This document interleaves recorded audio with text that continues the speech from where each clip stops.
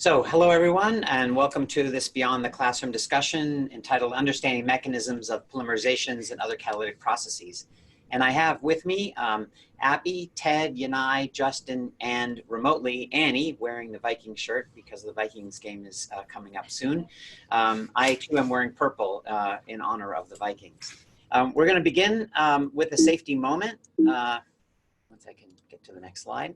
And that safety moment was inspired by the recent revelation on Twitter that slicing bagels in St. Louis is a very odd, follows a very odd tradition where the bagels apparently are sliced the opposite way than the normal way. And evidently this led to a lot of discussion on Twitter about whether this is a good or a bad thing. Evidently some people think it's a good thing because you can spread more cream cheese on the slices. But it led to us thinking about a safety moment because of the dangers associated with slicing of any kind. And so I thought I'd present very briefly the proper way to slice a bagel. So here's how to cut a bagel. It's quiet, so raise your game. Have your bagel on the board. It's a flat hand hold. Put it on top. Use the counter to get the knife parallel. And with a back and forth motion, you cut the bagel. When it gets a little tough, flip it over because you always want the knife to end up on the board. And then you just keep slicing down. Again, slicing is always a back and forth motion. There you go. Slice the bagel. Okay, so that was our safety moment for today about proper knife use, especially when slicing bagels. So the topic of today is focused on reaction mechanisms. And so what we're going to talk about today is inspired by a set of questions that one would ask about a chemical reaction, a catalytic chemical reaction in particular. And so, for example, we have two particular catalytic reactions, a polymerization reaction on the left, and on the right, a catalytic decarbonylation of a carboxylic acid to give an olefin. And the first type of question, whatever a person asks when faced with a reaction that one is studying is, what is it about? What is the reaction and workup conditions? What's the yield and the scale of that reaction? What is the turnover number? What is the turnover frequency? And what are the properties of the reagents, the pre-catalyst that one adds, and the products that one gets out of the reactions? These are all very important questions that one asks to characterize a reaction. But in order to make that reaction better, one needs to sort of figure out some strategy, some way that one can understand how that reaction works so that one can decide how to improve it. And the most rational way to improve a chemical reaction is to try to ask the question, what is the chemical reaction mechanism? The definition of a chemical reaction mechanism can be found in many places. The one definition shown here is from a particularly authoritative source, that would be Wikipedia. This definition says that a reaction mechanism is the step-by-step sequence of elementary reactions by which overall chemical change occurs. And most importantly, the thing to remember most, and what we'll keep coming back to for the rest of our discussion, is that a chemical reaction mechanism is a theoretical conjecture. It's a hypothesis.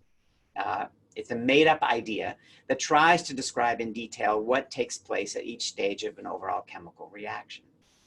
So it's a particular postulate about how things might occur, and it is a purely theoretical conjecture. So then this raises, of course, another question is, how do you come up with such a theoretical conjecture? And how do you support that theoretical conjecture? How do you figure out if it's right or wrong or on the right track? And to do that, you have to ask a series of more specific questions, which might be what steps are involved in that chemical reaction mechanism, and what is the sequence of those steps? Which step is the slow step, which is fast, which is rate determining? What intermediates might be involved along the process? And what factors control the rate of the reaction? Additional questions that one might consider is, what is the nature of the catalyst and how does it change during that chemical reaction?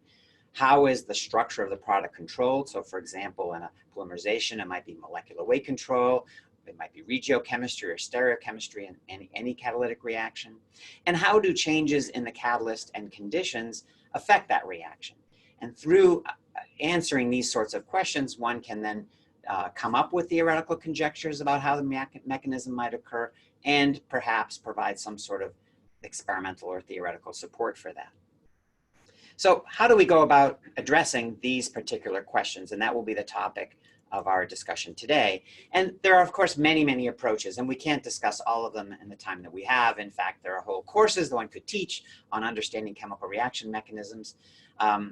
Instead, we're going to focus on just a few sets of experiments that we have used in our own laboratory and that are particularly useful, we think, for understanding or answering these types of questions. And these approaches are shown here.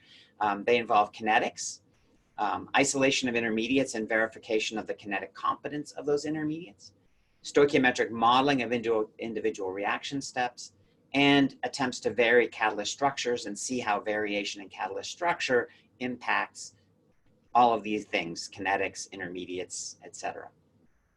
Throughout all of the discussion today, I want to make a key point. This is exemplified in this table of contents graphic shown on this slide, which I think is particularly nice, devised by Mukunda Mandal. And that is the role that experiment and theory in conjunction and synergistically can really provide much more comprehensive answers that any one approach by itself could provide. And so what we're going to do today is walk through these various approaches and talk about how one does them and use as illustrations work that we have done and work that's ongoing in our laboratory and in other labs that we're collaborating with where these techniques were used. And so today we're going to focus on 3 reactions.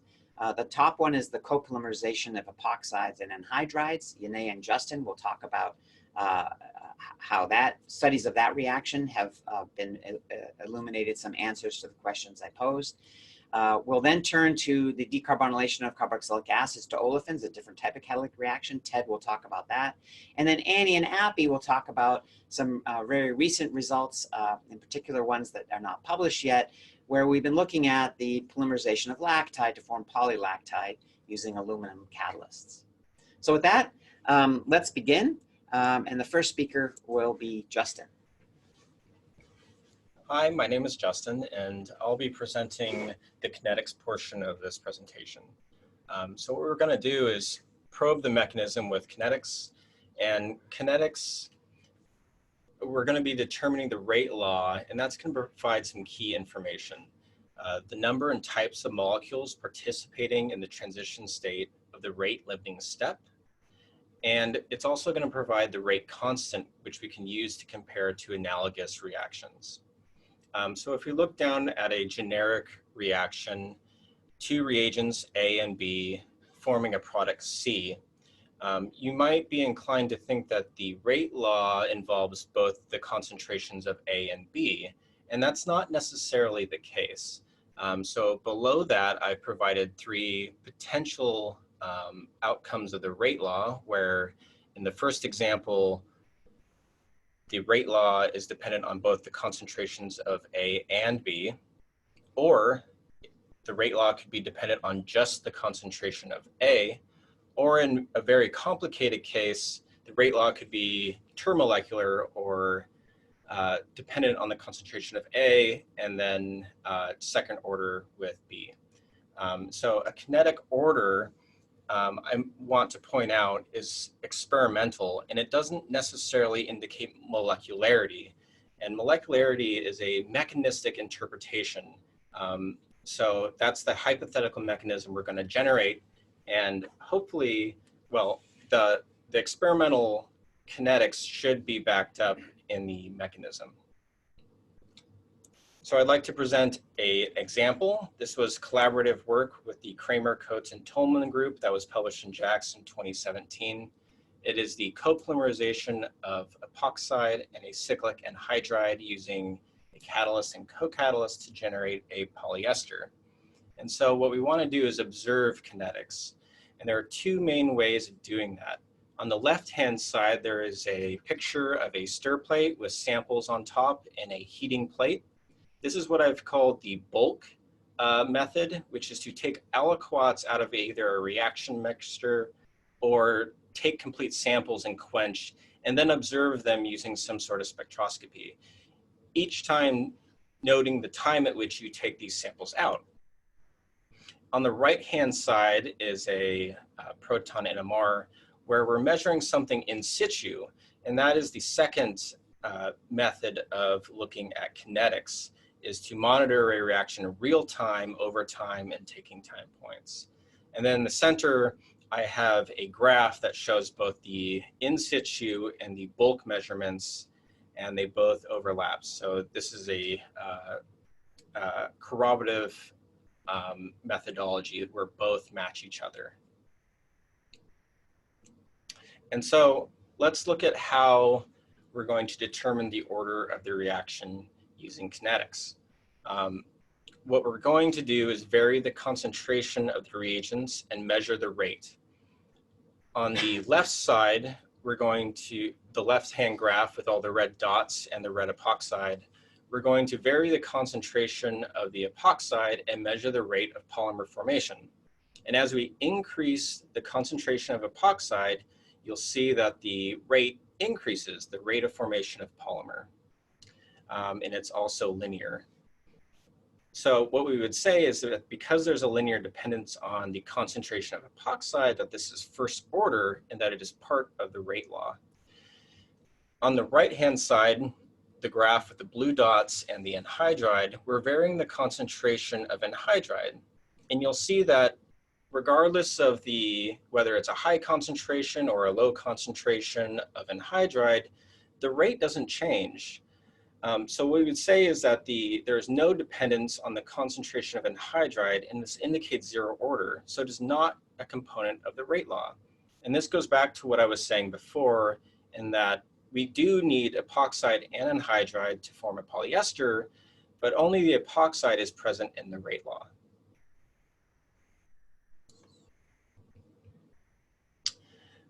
So what we want to do is generate a mechanistic hypothesis, and there's some important notes.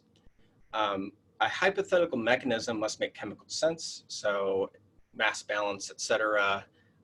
If there's any very strange mechanism, there has to be some sort of evidence for that. And then the molecularity must be supported by the kinetic order. So in the very center, this mechanistic cycle, at the very top, I have an aluminum complex, the catalyst.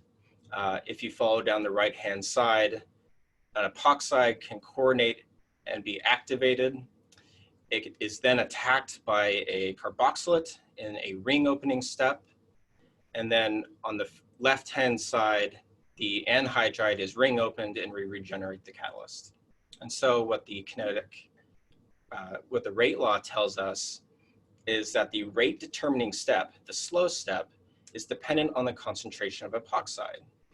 And so that means that the rate determining step is the coordination and activation of epoxide, very dependent on the concentration of epoxide, and not the anhydride ring opening, which would be dependent on the concentration of anhydride. And going back to what Bill was saying, the whole reason that we're looking at the mechanism is to generate more active catalysts. And so by knowing that the rate determining step involves the coordination and activation and ring opening of epoxide, what we want to look at to generate a better catalyst is how to make that step faster. And this has provided a key component to this hypothesis, but it's just part of the puzzle. And so what we're going to have to do is give more data or more puzzle pieces to generate the overall picture. And to do that, Yanai will be presenting stoichiometric reactions. So hello everyone, I'm Yanai, and indeed I'm here to tell you there's much more to mechanistic investigations than only kinetics. And that's because, while the kinetic data does offer us a very key component of the mechanism, it doesn't elucidate the full picture. And we might want to ask other questions, including what are the active species in the mechanism? Are those 5 coordinate aluminum species, like in the simplified mechanism on the right here, or maybe 6 coordinate aluminum species? Are the catalysts that we're adding to the reaction mixture the active catalyst or just a pre-catalyst?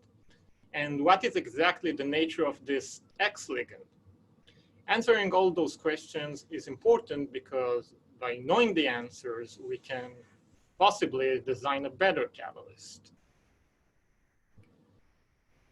So going back to the same work Justin presented, at the time, during the collaboration, they postulated that the mechanism could include two conjugated catalytic cycles. They also knew that the intermediates that you can see on the left, termed AA, for having two alkoxide ligands, will react with an anhydride and initiate the process. And they postulated that the reaction with the anhydride might lead to another intermediate termed AC for having one alkoxide and one carboxylate ligand. Now, AC could further react with an anhydride to generate a third aluminum species, which is the one on the right, termed CC, for having two carboxylate ligands. And the latter would react with an epoxide to regenerate AC. However, AC could also react with an epoxide. And therefore, there are a lot of questions we can ask here, including, do we really have two catalytic cycles? And if we have this AC intermediate, would it react with both an epoxide and an anhydride? And if it does it follow the same kinetic order that Justin was referring to? And a great tool to answer those questions is using stoichiometric reactions.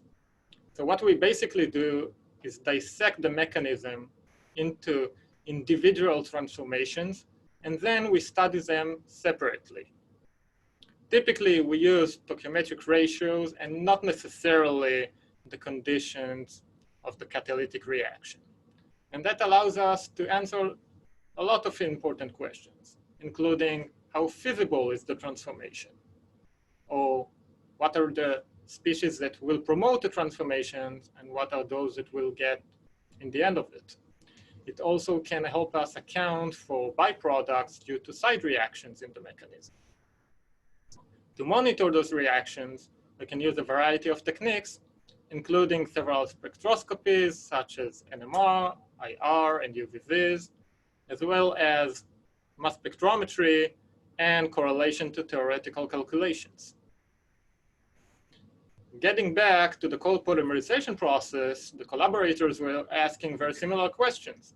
So, for example, can we use this sulf aluminum alkoxide complex and react it with an anhydride to get the AC intermediate in a more straightforward fashion? In other words, do we even need an X ligand like in the postulated mechanism? So what they did is perform a series of stoichiometric reactions, starting with a reaction between the sulf aluminum alkoxide and the anhydride. And they monitored that by mass spectrometry. However, they did not witness any ring opening. Conversely, if they add co-catalyst comprising of a carboxylate, they suddenly do observe such ring opening, which means that probably we are generating a 6-coordinate aluminum species in the process. And therefore, you can see how performing stoichiometric reaction elucidate very key aspects in the mechanism and support the hypothesis that I showed you before.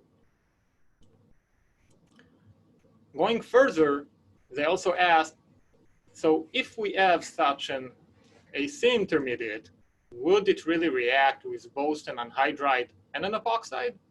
And would the rates correlate well with the kinetics that we found previously?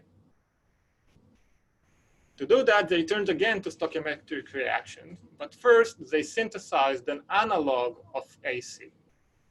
Then they reacted that analog with both an anhydride and epoxide separately, and in both cases, they were able to observe the ring opening.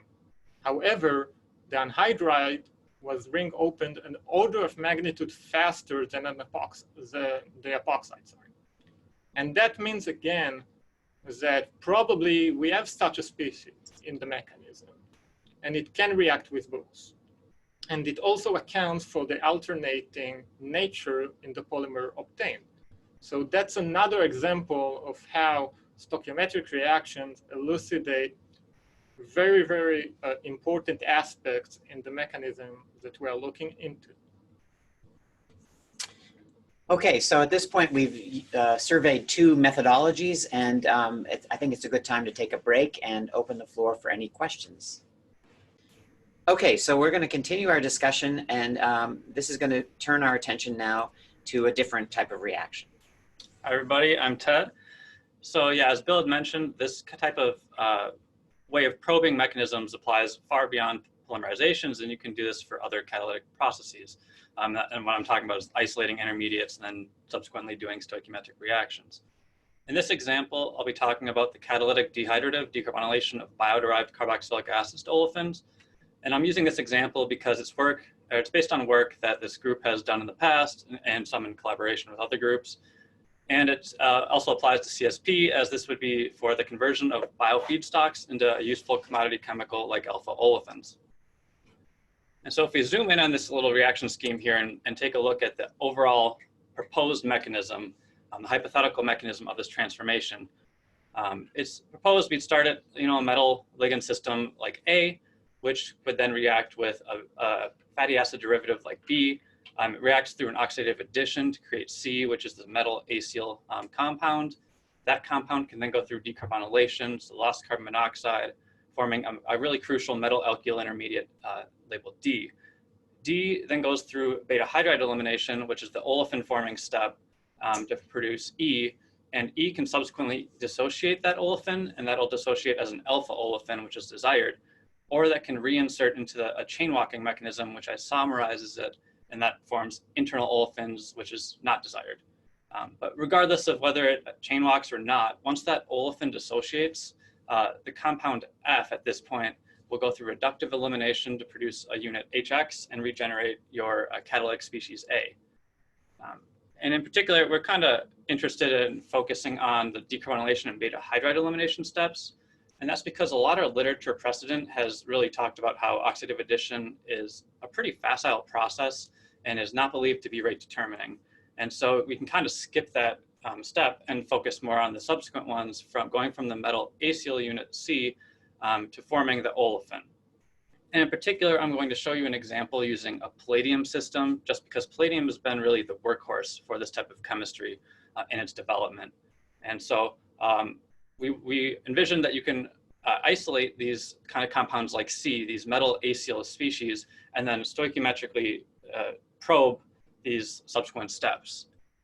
So one species in particular, the one I'm going to talk about, is this 3-coordinate palladium species that can be made through a precipitation of a substrate like hydrocinnamoyl chloride with a metal species, in this case palladium bis tritorpedylphosphine, and just precipitates out this nice metal acyl oxidative addition product on this 3-coordinate species.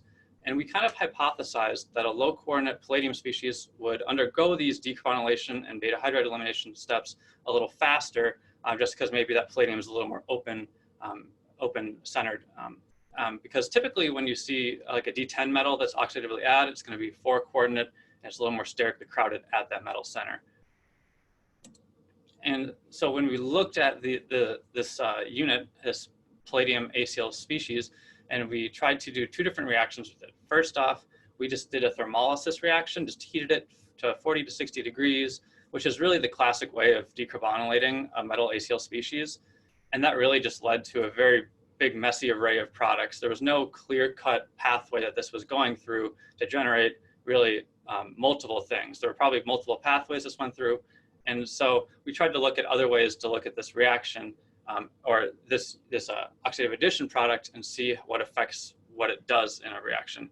And in particular, halide abstraction reactions, they kind of create like a unique reactivity that wasn't really expected. So you can take off that chloride with either a silver salt, or in this case, so even something like sodium barf, and that will just generally produce styrene in really clean amounts. And it's a pretty quick reaction. You can see the styrene formation in minutes. And if you observe this by NMR, you do not see any intermediates formed. You see this metal acyl species and you see styrene, meaning that chloride abstraction in this case is probably rate determining. And we don't know, maybe that's particular to this particular example, this 3-coordinate palladium, and it might differ based on other systems. But what we can conclude from this is that a 2-coordinate cationic palladium species is definitely highly reactive and susceptible to both decarbonylation and beta hydride elimination. And obviously this kind of opens the door to what would a 4-coordinate palladium species be like, or with other phosphine systems. And then we can start looking at this and probing, again, how this oxidative addition product will affect the subsequent reactivity, which adds the question of how does catalyst structure affect this reactivity? And so with that, I'm going to kind of punt this over to Annie, who's going to really talk about how catalyst structure can affect the polymerization reactions. Thanks, Ted. So yes, I'm Annie. I'm here at UMN right now. And really this question of catalyst structure and how it affects mechanism is super important when we're trying to decipher and really look at in-depth, detailed mechanistic views of what's happening in these reactions. So before I start, I'd like to say that what I'm talking about now was taken from a couple projects in collaboration with the Kramer group, where we were really looking at saline catalysts. So we can see this ligand framework is a saline-like catalyst. And really we use these types of ligand frameworks because they're easy to modify. You know, they're synthetically feasible. They've been reported for a really long time. And so we thought if we could ask the question of how catalyst structure really has an effect on a ring opening polymerization mechanism in this case, we could better understand the mechanism. And so the 3 changes that we really implemented on these saline-like catalysts were A, flexibility of the X linker chain shown in green. So really how much distance between those 2 nitrogen atoms. We could also electronically vary the para substituents as shown in red, or we could alter the sterics of the ortho substituents. And so we actually made a few of these changes, and I'll show you the results on the next slide. Now, if you just look, our top left catalyst structure up there has a 2-carbon backbone and T-butyl groups in the ortho position. And if you move to the right, we've extended that linker length of the backbone to 3 carbons. And if you go back to the left and then down, we've changed that T-butyl group to a bulkier adamantyl group. And in both cases, to the right and downward, we saw a rate increase. And our question was, how do we really explain this? We've used structure to decipher that we do see something change in the polymerization rate, but how do we actually ask this question and understand it as well? And that led to a really beautiful collaboration with the Kramer group. Specifically, Mukunda Mandal worked on this group as well as others. But what we really started to look at through synergy with computational studies was that we have this octahedral transition state geometry that's necessary for ring opening to occur. And we can kind of see a mimic of that in the top right. Now, it doesn't matter which catalyst you study, whether it's the 2-carbon backbone or the adamantyl in the ortho position, it turns out that all of those catalysts had very similar octahedral transition state geometries. And the difference was really in the ground state geometries of the catalysts.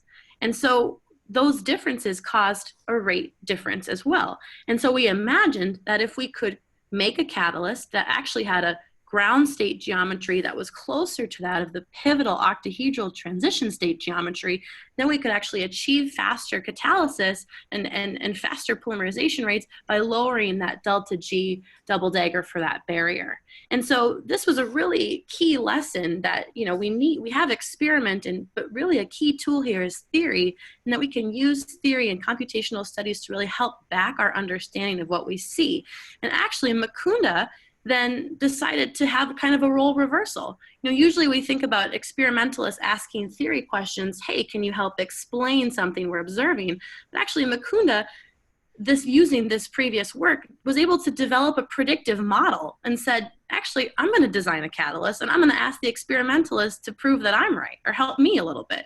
And so this catalyst that's shown on the top left is an indolide-based catalyst, and Mukunda actually designed this, on his computer and turned to me and said, hey, can you make it, and can you see if it's as fast as I think it's going to be, because I think it's going to be.